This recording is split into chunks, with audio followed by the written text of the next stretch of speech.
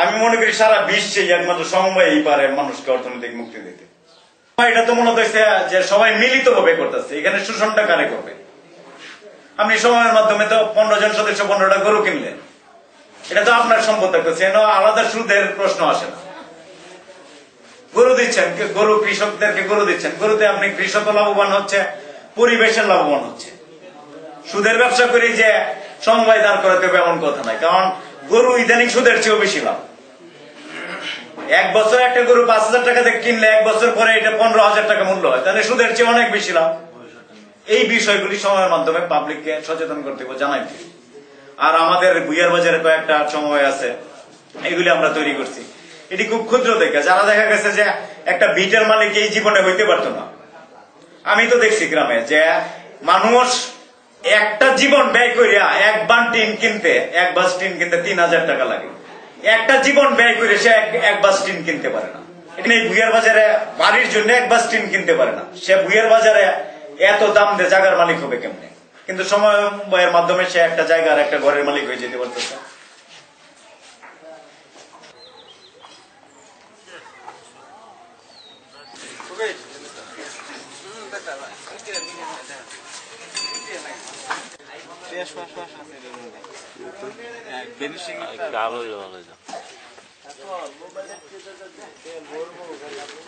মানুষের একটু বিদিটা আছে, যেমন আমরা এই অবস্থা সিরিয়াস আছিলাম, এখন দোকান দিয়ে ভালোই আছি, ভালোই চলতে আছি।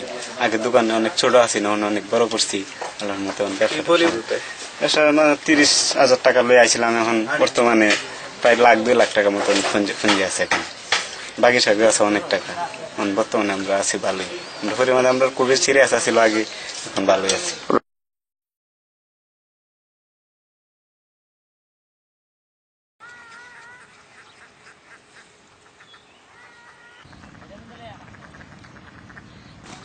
আয় আয় আয় আয় আয়, থই থই।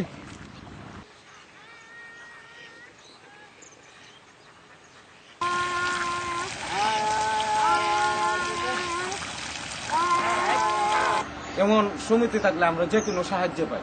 যেমন আমার যদি আমি হাঁসে হারাম রাখছি, আমার এত মানে 1 সপ্তাহ আগে আমার 1,000 টাকা দরকার থাকবে, আমার সমিতির মানে কে পাইছি, আমি চাইতে আমার চাইছি সমিতিরে, আমি আবার মানে টাকা ফিরাই দিচ্ছি।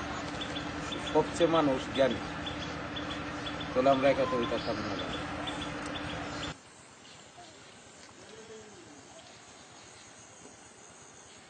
মৎস্য চাষ শুরু করার পর থেকে দেখা যাচ্ছে আমি আরো 3-4 একর জমি আমি নিজে ক্রয় করছি, ওইটা ওই লাভ অংশটা দিয়ে আর কি। আর ইতিমধ্যে 4-5 বছর ধরে যে সবজির যে ব্যবসাটা, এটা একটা ভালো ব্যবসা আসতেছে। দেখা যায় 10,000 টাকা কষ্ট করলে আমাদের 40-50,000 টাকা ইনকাম আসে 3 মাস পর পর। পৃথিবীর বিশ্বের যে কয়টা উর্বর মাটির দেশ আছে সেই মধ্যে বাংলাদেশ অন্যতম। এইখানে কৃষি ডেভেলপমেন্টের জন্য আগে আসতে হবে। কৃষককে তার পণ্যের ন্যায্য মূল্য দিতে হবে। পণ্যের ন্যায্য মূল্য দিলেই বাংলাদেশে একটা বিপ্লব ঘটে যাবে। কৃষক যখন তার পণ্যের ন্যায্য মূল্য পাবে, তার ছেলেকে লেখাপড়া শিখাবে, হ্যাঁ, তার প্রযুক্তির ব্যবহার করতে পারবে। আর সর্বোপরি রোড আর বিদ্যুৎ যদি না আসে তাহলে উন্নয়ন হবেই না। আর রোড না আসলেও পরিবহনের জন্য আমার ট্রাক আসতেছে না, আমি আমার পণ্য মানে ন্যায্য মূল্যের জন্য বাইরে সাপ্লাই দিতে পারতেছি না। তাহলে রোড, বিদ্যুৎ এইগুলি করতে হবে। পাশাপাশি শিক্ষিত যারা শিল্পপতি আছে তারা গ্রাম ভিত্তিক প্রকল্প নিতে হবে। যতদিন পর্যন্ত অগ্রগামীরা, যারা সচেতন, যারা শিক্ষিত, তারা গ্রামকে উন্নয়নের ব্যাপারে আগায় না আসবে আন্তরিকতার সহিত, ততদিন গ্রাম গ্রামেই থাকবে, গ্রামে বিক্ষোভ থাকবে, গ্রামে অভাবই থাকবে, গ্রামের ছেলেমেয়েরা লেখাপড়া করতে পারবে না। প্রত্যেকের প্রতি প্রত্যেকে আগায় আসতে হইব, প্রত্যেকের সমস্যাগুলি বুঝতে হইব, জানতে হইব, অন্যের সমস্যাটাকে নিজের মনে করতে হইব, তবেই সম্ভব। এবং এটা সমবায় ছাড়া আমি এখন বর্তমান আমার টোটাল মানে আমার চিন্তা চেতনা যেটা আমি পাইছি, টোটাল বিশ্বই সময়ের মাধ্যমে একমাত্র শান্তি আসতে পারে। আর কোনো অপশন, কোনো তন্ত্রই নাই আমার জানা মতে। বাঁশির সুরে মন কারিল গো, ঘরে থাকতে দিল না, বহুদিনের পীর গো বন্ধু।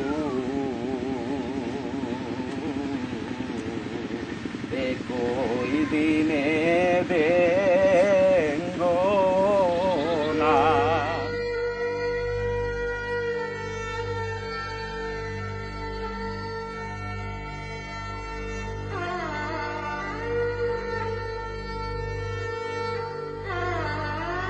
এই আমরা,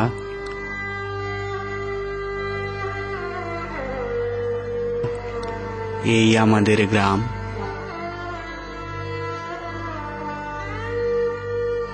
একটি বাংলাদেশ।